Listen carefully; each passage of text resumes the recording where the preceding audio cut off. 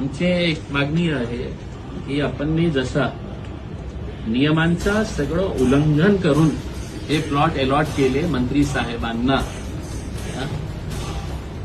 एक प्रस्ताव आपल्या वतीने हेड ऑफिसला पाठवा की ते आम्ही चुकीने केलेले आहे, आम्ही त्याचा सर्वे केलं नाही. आजही तिथे गेल्यानंतर तिथे खूप सारे ट्रक्स उभे आहेत, तिथे ट्रक टर्मिनसच व्हायला पाहिजे आणि तसं नाहीच करायचं असेल तर पुन्हा त्याचं ऑप्शन करा, त्या प्लॉटचं ऑप्शन करा त्या तुमच्या नियमाप्रमाणे. आमची ही मागणी आहे. मराठी महाराष्ट्रीयन लोक धंदा करायचा नाही, त्यांना धंदा करायचं होतं, आजही ते धंदा करत आहे भाड्याच्या जागेवर. त्यांनी आपल्याला लिहून दिलेले आहे की आम्ही भाड्याच्या जागेवर हे काम करत आहे, असे 60 लोक आहेत. हायकोर्टाने निर्देश दिलेला आहे आपल्याला की जोपर्यंत त्यांना प्लॉट मिळत नाही कोणत्याही नवीन अलॉटमेंट करायचं नाही.